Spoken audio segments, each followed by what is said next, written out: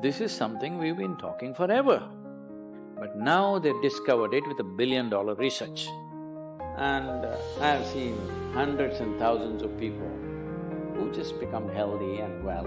If something appears on my plate, if I just feel this, I know what to eat and what not to eat. You eat something today and see, just learn to observe how agile and how active your body feels after eating this food.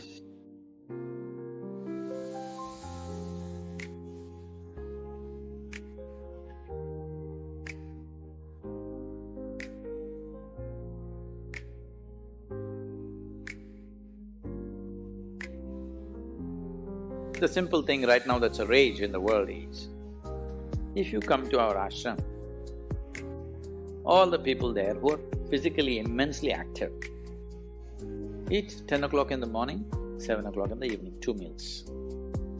How many doctors have been telling me that they will die of malnourishment, this will happen, that will happen, you must do this, you must do that. I eat only 1 meal a day most of the days. One big meal I eat and that's it. And doctors telling me, no, Sadhguru, the way you're traveling, this will happen, that will happen, you must eat at least once in 4 hours, something you must eat. I said, leave me alone, I'm doing fine. But now, a big university in America comes up with this called intermittent fasting. It's not nonsense, it's good. But they rediscovered something that we have known forever. Now everybody is saying there must be a 16-hour gap. Then all your ailments will go away. What the hell were we saying all these thousands of years? The simple thing is, there are many aspects to this, psychological, physiological. But now cancer is on the rise in the world. A cancerous cell is like a criminal in the society, all of us have in our bodies. Only if their concentration becomes more than what they should be, or they gang up and locate themselves in one place, they become like organized crime. There are pickpockets in Kochi, I'm sure. Hello? There are small-time criminals, individually operating in twos and threes. We don't take it very seriously, we leave it because it happens. But suppose all 100 of them got organized into a organized crime, now we will crack down. Because we know now it becomes a threat to the society. Similarly, cancerous cells are like this. Criminals, they're moving around, doing some damage. Their only problem is, right now, they're generally eating about 8 to 12 times more than what the other cells are eating. So if you just give sufficient break between one meal and the other, most of them will die because they cannot survive. This is something we've been talking forever. But now they've discovered it with $1 billion research. And I've seen hundreds and thousands of people who just become healthy and well simply because they're not fueling up all the time when the tank is filling. In the yoga center, all the time people are physically active. So everybody is very hungry by the time it's 3:30, 4 o'clock in the evening, they're extremely hungry. But we learn to live with that because empty stomach and hunger are two different things. Hunger means your energy levels start dropping. But empty stomach is a good thing. In the yogic sciences, today modern science also is coming in line with this. But what we know by our experience, you will spend $1 billion to come there. Because research is all about how many $1 million, that's how it is. Your body and your brain works at its best only when your stomach is empty. So we always make sure we eat in such a way, how much ever we eat, our stomach must be always empty within 2 to 2.5 hours time maximum. So we go to bed hungry always. People think they cannot sleep. They can sleep. On an average, for 25 years on an average, I slept only 2.5 to 3 hours. These days I'm getting little lazy and sleeping anywhere between 3.5 to 4.5 hours in spite of the level of travel that I have. When I say level of travel, if I say my level of travel in the next few days, you will fall off your chair. Yes, should I tell you?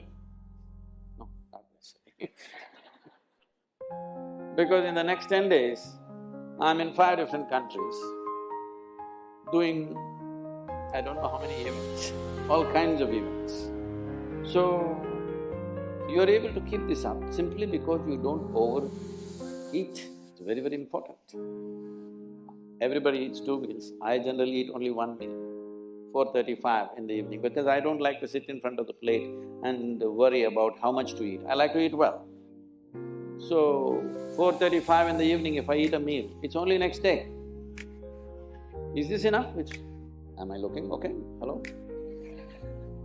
Because any correction and purification that needs to happen in the body, your stomach needs to be empty. It's very, very important. Otherwise, the purification on the cellular level will not happen. You pile up things and then you have all kinds of problems.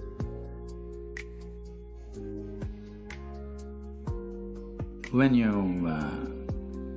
you don't touch the food, you do not know what it is. If food is not good enough to be touched, I don't know how it's good enough to be eaten. So we should not listen to our mothers and we should eat with our fingers. Because touching our food helps us stay in contact with it. The cleanliness of your hands is entirely in your hands. The cleanliness of the fork is not entirely in your hands. This is true.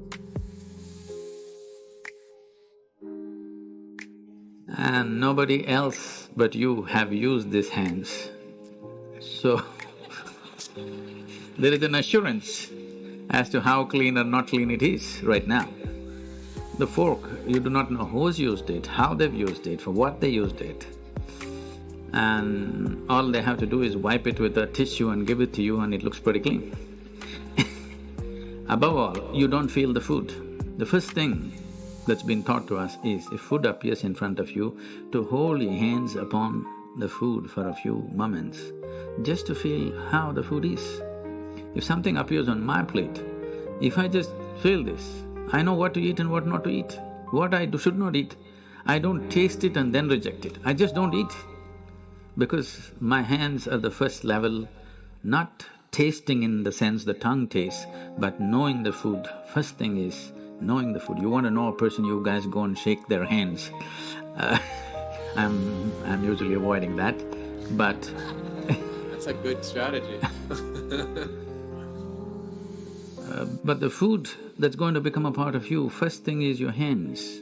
Even if you physically don't touch it, just being conscious and being there, it clearly tells you how the food will behave within you, whether this particular food on this particular day, should it go into you or not, because every day your body is not the same thing.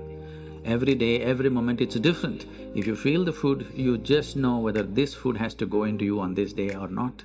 If that much awareness is brought in, we don't have to go on telling people what they should eat.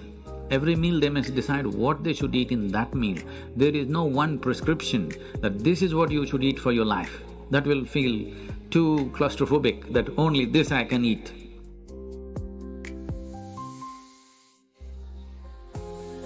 Your selection of food and consumption of food also must happen consciously. More than what you eat, how you eat it is also equally important. When I say how you eat it, these are all live substances. Every one of them had a life of their own, whether it's a plant, animal, vegetable, every one of them had a life of their own. Now in some way, you're making food out of it, you must consume it with utmost gratitude. If you approach it with a certain sense of gratitude and reverence towards the food that you eat, when I say reverence, it may feel like too much for you, but I'm asking you, let's say we put you in a room and you had nothing to eat for 5 days. If God appears in front of you, what will you ask for? Food? So that's how important it is. You must understand the food on your plate is not just a substance, it is not a material, it is not a commodity, it is life. It is the life-making material for you. So you must treat it as such. Right now, when it's on the plate, when it's out there, it has no value, but the moment you consume it and it becomes your flesh and blood, now suddenly it's of immense value. Why do we live like this? It's very important, when it comes on your plate itself, you must treat it as a part of yourself. with great reverence, you must consume. Just the way you consume it, if you change that, food will behave very differently within you. This is what consciousness means. If people say your consciousness has no impact on your life, only chemical structures have impact, I'm very sorry for them because that's not how life works. Human consciousness has a deep and profound impact on everything that we touch, especially the food that we are making another life as a part of ourselves. When we're doing such an act, it's very, very important we treat it with utmost gratitude and reverence.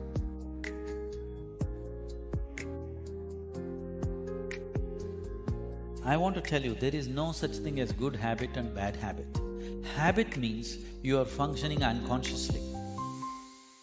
If you're functioning unconsciously, that's a bad thing because the whole thing about being human is we are capable of doing things consciously. That is the beauty of being human, that we can do everything consciously. What an animal does unconsciously, we can do the same thing consciously. We can eat unconsciously or we can eat consciously. We can breathe unconsciously or we can breathe consciously. Everything that we can do it consciously. The moment we do something consciously, suddenly that human being looks very refined and wonderful. Just because somebody walks and speaks consciously, doesn't he become a beautiful human being? Yes or no? That's all. So why is it that we are trying to develop habits as if there's a good thing? Habit means fixed realities, where you don't have to think. You get up in the morning and it'll happen to you. No, don't try to automize your life. That is not efficiency, that is the efficiency of the machine. This one is supposed to function intelligently and consciously. Nobody is expecting it to function like a machine. So, about food and stuff, food must be suitable for the body that we eat for. It is for the body. This is a building material for this body, the food that you're eating. What is the appropriate food? Unfortunately, it's all messed up right now. Traditionally, we ate very sensibly in this country, but these 1,000 years of innovations have brought other kinds of food cultures, and today the national diet is pizza or pasta. What is it? Which is one? I don't know. Both were competing. So, we are losing our sense about food. It's definitely time to look at what is the most suitable thing. If I go into that food, it's a very long process, but you must experiment with food, not just by the tongue, but by the body. You eat something today and see, just learn to observe how agile and how active your body feels after eating this food. If it feels like it wants to go to the grave, that's not good food. If it feels like it wants to be alive after eating this, except coffee, because that's a stimulant.